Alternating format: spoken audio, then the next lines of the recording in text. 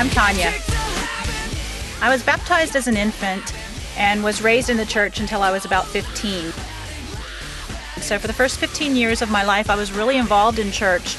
I was in the children's choir and the youth choir and the youth handbell choir, and went to every camp, went on every ski trip, was really involved.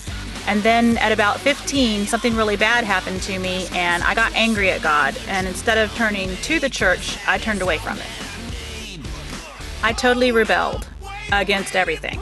I changed my whole group of friends. I completely stopped going to church. I got involved in drugs and alcohol and became a tour manager and started traveling around the country with rock bands.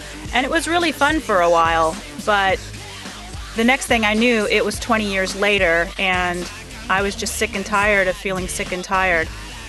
So I went to rehab, and I was there for about 30 days. And while I was there, I had to write down my life story. When I was reading it over again and I saw all of the places where I should have been hurt or in jail or in the emergency room or even dead, it suddenly dawned on me that God had never left me, even though I had left Him.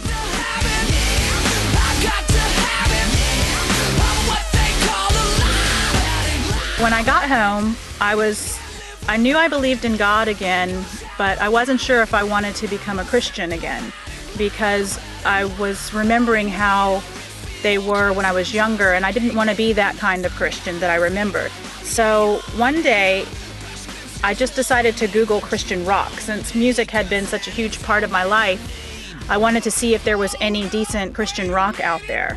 I Googled it one day, and I found a ton of bands that I didn't even know exist, a whole bunch of bands that I still listen to, and especially this one band called Family Force 5 from Georgia. They caught my attention. I went to their MySpace site, and the first song I heard, I just couldn't sit still in my chair. I thought, wow, this is really great. The next song I heard was called Love Addict, and it's about having Christ's love inside you.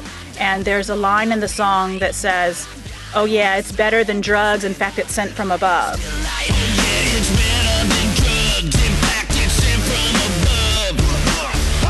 And that really caught my attention, being a recovering addict. I thought, well, I'd like to have that kind of addiction. And so that night I decided to ask Jesus to come into my heart. As soon as I said the words, I felt like a vibration in my chest, and I just knew He was there, and that He had been behind me the whole time, waiting for me to turn around and say, I want to come back.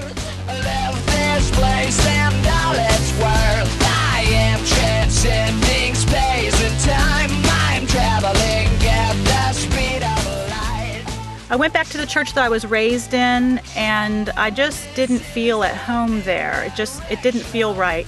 And so I tried a couple of other churches, and they just didn't feel right. And then I came across the book, The Purpose-Driven Life.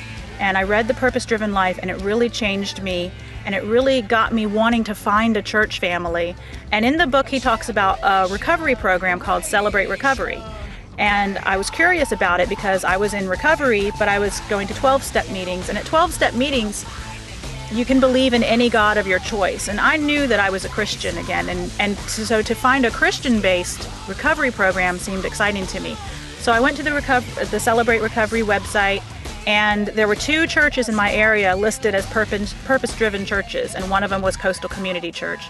So I just decided to go one Sunday and check it out. And when I walked in, I saw a lot of people that were younger and wearing jeans and tennis shoes. And then I walked into the room where we have service, and Dusty and Nick were on stage playing Christian rock music. And I was like, wow, I think this might be the place for me. And then I sat down and noticed there were no hymnals. And by the end of the service, I knew that that was the church for me. And before I left, people came up to me. I guess they noticed I was new, and they talked to me and welcomed me and told me to come back next Sunday. And so by the time I left, I knew that I had found my new home.